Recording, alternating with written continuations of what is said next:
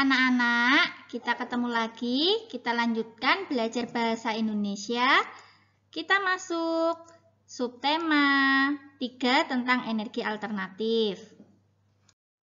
Sudah siap belajar?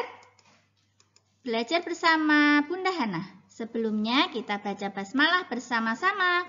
Bismillahirrahmanirrahim. Kita buka halaman 103.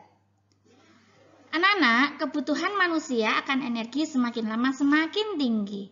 Hal ini dikarenakan penduduk dunia semakin banyak, juga karena perkembangan teknologi yang semakin pesat. Nah, bahan bakar minyak atau BBM adalah energi yang penggunaannya paling besar selama ini.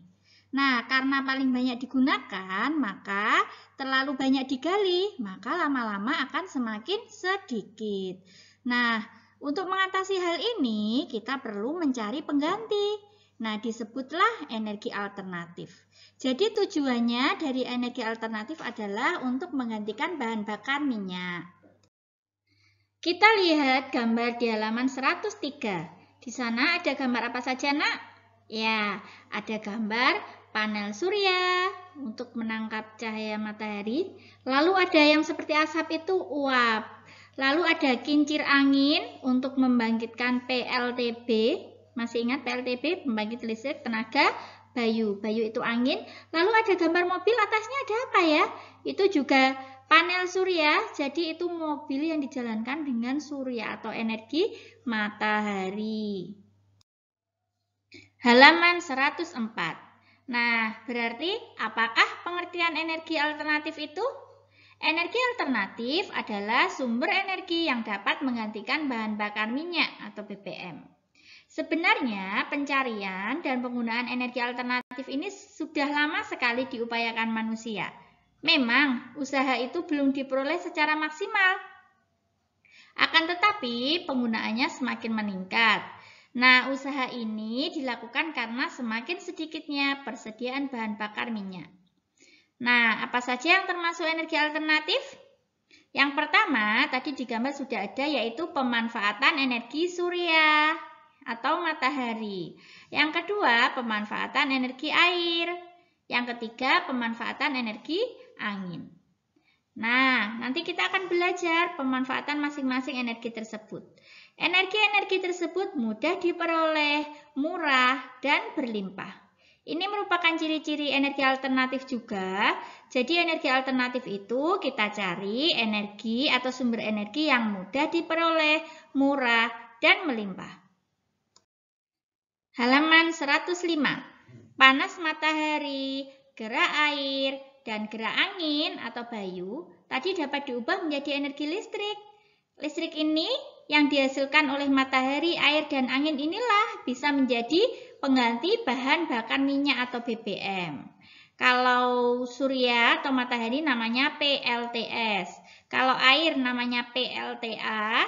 Kalau angin atau bayu namanya PLTB. Ini di pertemuan sebelumnya sudah kita bahas juga ya, Nak ya. Nah, pembangkit listrik tenaga angin merupakan sumber energi yang sangat ramah lingkungan. Karena apa? Karena menggunakan apa yang ada di sekitar dan tidak menghasilkan pencemaran. Nah, Bunda ulangi lagi, dengan energi alternatif, tadi apa tujuannya? Menghemat penggunaan bahan bakar minyak, sehingga manusia tidak lagi tergantung pada bahan bakar minyak. Di halaman 105 ada beberapa pertanyaan. Kalian bisa mencoba terlebih dahulu, setelah itu boleh dicek dengan jawaban Bunda. Yaitu pertanyaan tentang pengertian energi alternatif. Lalu mengapa perlu energi alternatif? Apa sajakah yang termasuk sumber energi alternatif? Lalu contoh penggunaan energi alternatif dan akibatnya jika tidak ada energi alternatif. Nah, ini tadi kita sudah bahas semua, tentu kalian bisa. Halaman 114. Gerak angin sebagai energi alternatif. Di sana ada bacaan, terlihat beberapa anak yang memanfaatkan angin untuk bermain layang-layang. Selanjutnya, angin pada zaman dahulu memang sudah dimanfaatkan juga nak oleh manusia, yaitu digunakan untuk menggerakkan perahu layar, juga bisa untuk menggerakkan roda penggilingan padi. Nah, gerak angin dapat dijadikan sebagai energi alternatif untuk mengganti bahan bakar minyak. Tadi sudah kita bahas juga. Nah, angin ini juga bisa menjadi energi listrik atau PLTP. Kincir angin disebut juga turbin angin. Halaman 122. Nah, sekarang kita bermain mencari kata yang kaitannya dengan sumber energi. Nah, itu sudah Bunda kerjakan. Kalian bisa coba berlatih dulu. Selanjutnya, kita mencari makna kata yang sudah kita temukan.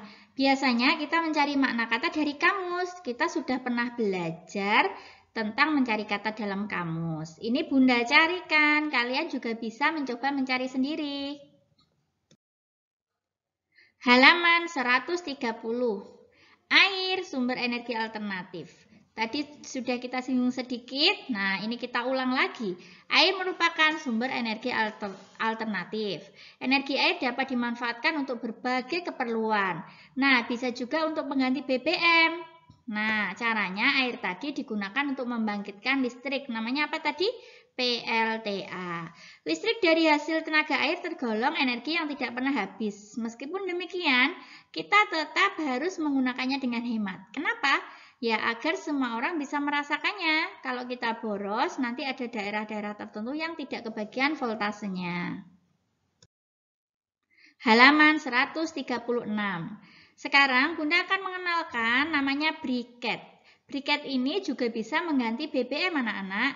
Briket adalah bahan bakar pengganti bahan bakar minyak atau BBM. Dibuat dari bambu, serbuk gergaji atau batok kelapa. Nah, briket ini memiliki banyak kelebihan anak-anak dibandingkan bahan bakar minyak karena briket dapat mengurangi pencemaran akibat bahan bakar fosil. BBM yang berasal dari bahan bakar fosil ini mengandung polusi atau menghasilkan polusi. Nah, kalau briket ini tidak. Makanya kenapa disebut mengurangi pencemaran. Halaman 139. Penggunaan briket juga dapat mengurangi sampah.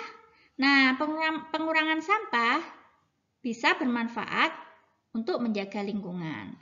Menggunakan briket termasuk menjaga lingkungan karena mengurangi sampah. Kenapa mengurangi sampah, nak? Karena tadi briket dibuat dari apa tadi? Dari sampah juga. Sampah dari pohon kelapa, batok kelapa. Nah, bisa dimanfaatkan didaur ulang menjadi briket. Selain briket, ada juga namanya biogas. Biogas ini dari mana, anak-anak? Dari apa? Dari hewan, dari kotoran hewan.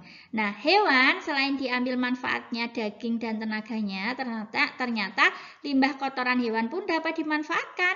Bahkan, limbah kotoran hewan ini bisa menjadi sumber energi alternatif.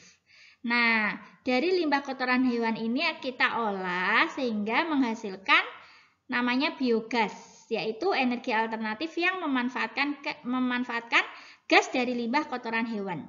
Jadi nanti diproses sehingga nanti menghasilkan gas yang bisa menghasilkan sumber energi.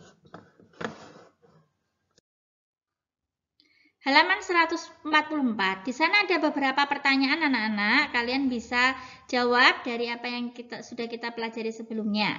Alasan mengapa biogas dapat dijadikan energi alternatif. Tadi kenapa alasannya? Ya, karena sumber dayanya tidak terbatas, jadi bisa menggantikan BBM. Yang kedua, harganya lebih terjangkau atau murah. Apakah pengembangan biogas termasuk kegiatan yang ramah lingkungan? Iya, karena dibuat dari bahan dasar kotoran ternak, jadi memanfaatkan limbah yang ada. Itu yang disebut ramah lingkungan. Contoh keuntungan menggunakan biogas. Tadi apa nak keuntungannya? Ramah lingkungan, karena dibuat dari limbah, lalu proses penggunaannya tidak ada pencemaran udara, bisa mengurangi penggunaan bahan bakar fosil, lebih ekonomis dan efisien, juga mudah didapat. Kemudian hambatan menggunakan biogas apa nak? yaitu apa? Alat untuk membuatnya. Jadi instalasi biogasnya itu masih langka, tenaganya juga masih kurang. Jadi belum begitu terkenal atau familiar atau populer. Halaman 148. Lihat, ada gambar apa itu, Nak? Iya, ada anak yang membuang sampah di sungai. Nah, saran kita apa sebaiknya? Sebaiknya jangan membuang sampah di sungai. Mengapa? Karena membuang sampah di sungai dapat menyebabkan banjir dan pencemaran lingkungan. Halaman 149. Sebutkan cara yang dapat kamu lakukan untuk menjaga lingkungan di sekolahmu. Wah, ini mudah sekali ya. Ini sesuatu yang sering kita kerjakan juga, yaitu buang sampah di tempatnya, mengurangi penggunaan plastik, dan banyak lagi. Kalian bisa tambahkan juga agar semakin banyak cara-cara menjaga lingkungan di sekolah. Nah, anak-anak, demikian ya, kita sudah selesai belajar untuk subtema 3 kali ini. Tetap semangat belajar. Kita akhiri dengan membaca hamdalah bersama-sama ya. Alhamdulillahirabbil alamin. Sampai jumpa.